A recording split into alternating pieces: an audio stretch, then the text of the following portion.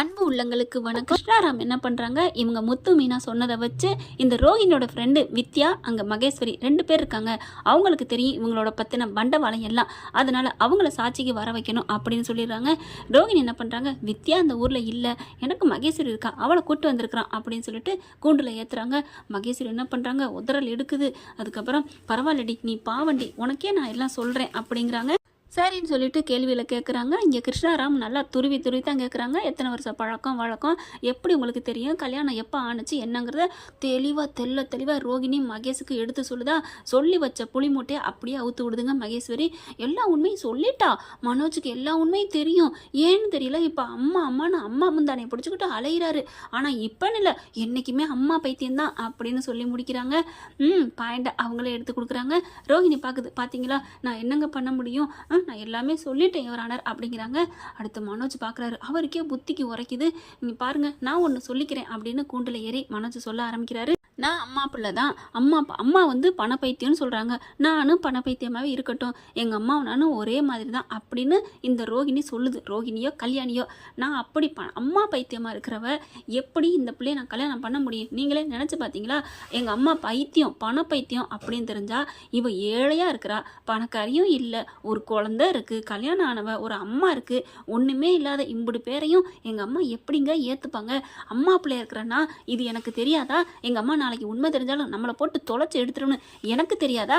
ஏடா எங்கள் அம்மாவே விடுங்க, நானுமே ஒன்றுமே இல்லாதவளை நான் எப்படிங்க கல்யாணம் பண்ண முடியும்? பணக்காரியும் இல்லை, வசதியும் இல்லை, கல்யாணம் ஆகி புள்ள பெற்றவ, எப்படிங்க இதெல்லாம் உண்மையை சொன்னால் எந்த கேணக்கு இருக்குங்க கல்யாணம் பண்ணிப்பான்? ஒருவேளை சொத்து சொங்க இருக்குது, இப்போ எங்கள் அம்மாவே சரின்னு சொல்லுதுன்னா மலேசியாவில் 300 கோடிக்கு இருக்குன்னு சொன்னால் அந்த மாதிரி உண்மையாக இருந்தால் கூட பணத்துக்காக கல்யாணம் பண்ணிக்கலாம். ஆனால் எதுவுமே இல்லாமல் நாங்கள் எப்படிங்க பண்ண முடியும்? அதனால தான் சொல்கிறேன், இவங்க வந்து பொய் சொல்கிறாங்க, அடித்து சொல்கிறேன், இவங்க எந்த விஷயத்தையும் சொல்லவே இல்லை. பணக்காரி எங்கள் அப்பா இன்னொரு கல்யாணம் பண்ணிட்டாரு, அதனால நான் கோச்சிட்டு இங்கே வந்துட்டேன். உங்களை குடும்பத்தை பார்த்தா எனக்கு ரொம்ப பிடிச்சிருக்கு, ஆனால் நாளைக்கு பின்ன எங்கள் அப்பாவோட 300 கோடி சொத்து எனக்கு தான் அப்படின்னு சொன்னதுனால தான் எங்கள் அம்மாவுக்கு பிடிச்சி போச்சு.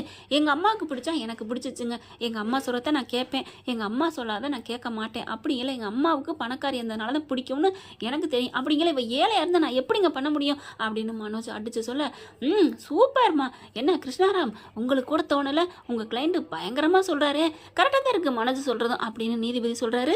உடனே ரோஹிணி என்ன பண்ணுது, பார்த்தீங்களா யுவர் ஆனர், இவங்க பண பேய்ங்கிறத இவங்களே ஒத்துக்கிட்டாங்க. இவங்கெல்லாம் பண காசை ஆசை பிடிச்சவங்க, இப்படிப்பட்டவங்களுக்கு நீங்கள் தண்டனை கொடுத்தே ஆகணும் யுவர் ஆனர் அப்படின்னு சொல்ல, அந்த நீதிபதி என்ன பண்ணுறாரு, என்னம்மா நீங்கள் பேசுகிறீங்க, இந்த பணக்கார பண ஆசை பிடிச்சது அப்படிங்கிறதுக்கும் இந்த கேஸுக்கும் சம்மந்தம் இல்லைம்மா. இல்லை, அவரே ஒத்துக்கிட்டார்ல. என்ன ஒத்துக்கிட்டாரு? பணத்தாசை பிடிச்சவங்க தான் நாங்கள் அப்படின்னு ஒத்துக்கிட்டாங்க. பணத்தாசை பிடிச்சவங்க அப்படின்னு சொல்கிறதுக்கெல்லாம் கோர்ட்டில் தண்டனை கொடுக்குறோம்னா எல்லாரும் உள்ளுக்கு தாம்மா போகணும். யாருக்கு தாம்மா பணத்தாசை இல்லை? பண ஆசை பட்டதுனால தான் படிக்கிறோம், வேலைக்கு போகிறோம், சம்பாதிக்கிறோம், சம்பளம் வாங்குகிறோம். என்னம்மா நீ இப்படி பேசுகிற அப்படி சொன்னேன். இல்லைங்க சார், பணம் ஆசை வேற, இவங்க பேராசை பிடிச்சவங்க இருக்கட்டும், ஒவ்வொருத்தவங்களுக்கு கூட ஆசை வந்துடுது, அதிகமாக கொஞ்சம் கூட ஆசைப்படுறாங்க, அதுக்காகலாம் போய் கேஸ் போட முடியுமா? அது அவங்களோட ஒப்பீனியனை சொல்கிறாருமா, அதனால் நீ இன்னும் தெளிவாக சொல்லணும் அப்படிங்கிறாரு.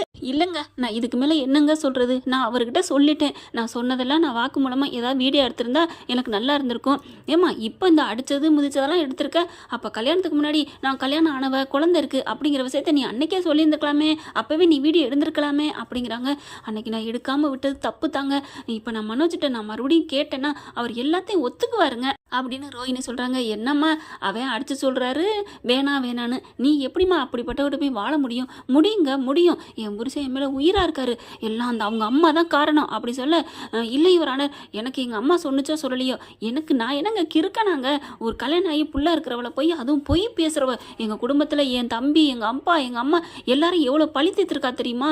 எங்கள் வீட்டில் என் தம்பி பொண்டாட்டி கடை போட்டிருந்தா அதையே தூக்கிட்டா தெரியுமா? ஐயோ இதை வேற பேசுகிறானே அப்படின்னு விஜயாவுக்கு தூக்கி வாரி போடுது. அதுக்கப்புறமா ரோஹிணி என்ன பண்ணுது, அதை நானா பண்ணலைங்க, அதோ அவங்க அம்மா தான் என்ன பண்ண சொன்னாங்க அப்படின்னு விஜயாவை கோர்த்து விட்டுருது ரோஹிணி. அப்படியே மீனாவும் முத்துவும் விஜயா பார்க்குறாங்க. இல்லைடா, அவள் பொய் சொல்கிறா, அவள் பொய் சொல்ல மாட்டாளா என்ன? அது மாதிரி 10ஓட ஒன்றா அது போகிற போக்கில் என்னை உசுப்பேத்துறா அப்படின்னு சொல்ல, மீனாவை உசுப்பேத்திட்டு போனால அது மாதிரி தான் அப்படிங்கிறான். உடனே முத்து, அப்போ அது மீனா மேலே உண்மைதான், பொய் தான் இருந்துச்சு, அவள் சொன்னது உண்மைதான். அப்போ இதுவும் உசுப்பேத்துறது என் பொண்டாட்டி விட்டு கடையை தூக்குனது இங்கே 2 பேரும் சேர்ந்து தானா? நீங்கள் 2 பேரும் அன்னைக்கு நல்லா சிரிச்சிங்களே அப்படிங்கல. சரி விட்றா, அன்னைக்கு ஏதோ நடந்துருச்சு, இவளுக்கு கடை இல்லாமல் போனால் நல்லா இருக்குன்னு சொன்னேன், அதை வச்சு தட்டி தூக்கிட்டா விட அப்படிங்கிறாங்க. அடுத்து ரோஹிணி என்ன பண்ணுறாங்க, இங்கே பாருங்கள் இவரான, நான் என் மனோஜ் கூட நீங்கள் வந்து 1 வருஷம் 6 மாதம் 3 மாதம் இப்படிலாம் நீங்கள் வந்து இதில் இருங்க அப்படின்னு சொல்லிட்டு டைம் கொடுப்பீங்க பார்த்தீங்களா, கவுன்சிலிங் பண்ணணும், ஒன்றா வாழுங்க சேர்ந்து அப்படிங்கிறாங்க. ஆமாம்மா, அது வந்து 2 பக்கட்டும் தரப்பு நியாயமாக இருக்கணும். நியாயமாக இருக்கோ இல்லையே இவரான, நான் அப்படிலாம் டைம் கேட்கவே இல்லை. எனக்கு ஒரே 1 வாரம் இல்லை 1 நாள் இல்லை, அது கூட வேணாம், என் மனோஜ் கூட 1 மணி நேரம் நான் இருந்தால் போதுங்க. அப்படியே அவர் என் பேச்சை கேட்பாருங்க. அம்மா பேச்சுனது பூரா தப்பு, நீ சொன்னது உண்மைதான், நான் தான் தப்பு பண்ணிட்டேன்னு அவர் வந்து கூண்டில் ஏறி சொல்லுவார். நான் சொல்ல வைப்பேன், என் காதல் அவருக்கு புரிய வைப்பேன் அப்படிங்கிறாங்க. இல்லை வேணாம் வேணான்னு விஜயா கத்துறாங்க. ரைட்டு, பார்லரம்மா ஏதோ திட்டம் போட்டுருச்சு அப்படின்னு முத்து மீனா பேசுகிறாங்க. மனோஜ்கிட்ட கேட்குறாங்க, என்னப்பா 1 நாள் நீங்கள் இருக்கிறீங்களா? ஐயோ எனக்கு வேணாங்க அப்படின்னு சொல்ல, அதெல்லாம் முடியாதுங்கிறாங்க. ஏங்க 1 வருஷம் 6 மாதத்துக்கு அந்த பொண்ணு 1 மணி நேரம் தானே டைம் கேட்குது, விடுங்களேன், 2 பேரும் 1 மணி நேரம் நீங்கள் தனியாக இருங்க, அதுக்கப்புறம் அவர் என்ன சொல்கிறாரோ அதை நீ ஒத்துக்குவியாம்மா, அதுக்கப்புறம் மாறக்கூடாது. மனோஜ் என்ன வந்து சொல்கிறாரோ, எனக்கு இவன் வேணான்னு சொன்னால் நீ வேணான்ட்டு போயிடணும், டைவர்ஸ் கொடுத்துட்டு, ஓகேவா அப்படின்னு நீதிபதி கேட்க, ஓகேங்க, எனக்கு என் புருஷன் மேலேயும் என் காதல் மேலேயும் நம்பிக்கை இருக்குது அப்படின்னு ரோஹிணி சொல்ல, சரிங்க அப்படிங்கிறாங்க. விஜயா எவ்வளோ வேணான்னு சொன்னாலும் கேட்கல. அதுக்கப்புறம் சரி, நீங்கள் 2 பேரும் ஒன்று சேர்ந்து வாழுங்க, 1 மணி நேரம் இல்லை 1 நாள் டைம் எடுத்துக்கோங்க அப்படிங்கிறாங்க. கிளம்புங்க அப்படிங்கிறாங்க.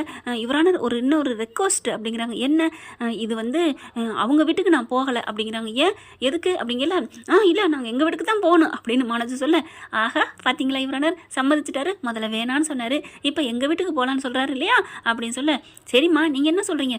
இல்லைங்க, அவங்க வீட்டுக்கு போனால் அவங்க அம்மா கூடவே இருப்பாங்க, எங்களால் ப்ரைவேசியே இருக்காது, நான் அவர் மனசை புரிய வைக்க முடியாது, அதனால நான் இருக்க வீட்டுக்கே இடத்துக்கே கூட்டி போகிறேன், நான் பத்திரமா அவரை கூட்டியாந்து விட்டுருவேன். இல்லை என் பிள்ளை ஏதாவது பண்ணிடுவா அப்படின்னு விஜயா சொல்கிறாங்க.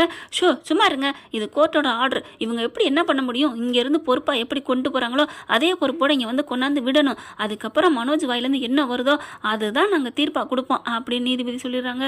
அப்படியே ஆடி போகிறாங்க.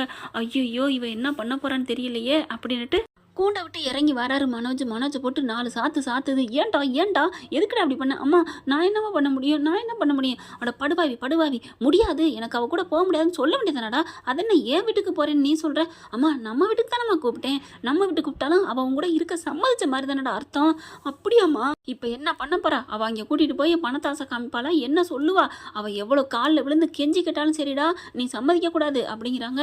இல்லை நீ அங்கே போகாதடா. சரிம்மா நான் போகலம்மா, வாமா அப்படின்னு சொல்லிட்டு கையை பிடிச்சி இழுக்கிறாங்க. 2 பேரும் இங்கிட்டு போக, hello madam sir excuse me அப்படின்னு ரோஹிணி சொல்ல, என்னடி என்ன திமிரா பேசுகிற அப்படின்னு விஜயா சொல்ல, என்ன நினச்சிட்டு இருக்கீங்க, அவர் என்னோட புருஷன், அதான் டைவர்ஸ் போட்டாச்சே. அதெல்லாம் இல்லை மேடம், இன்னைக்கு ஒரு நாள் அவர் என்னோட கெஸ்ட்டு, அவர் கூட நான் இருக்கணும்னு ஜட்ஜே சொல்லியிருக்காங்க. என்ன புரியலையா?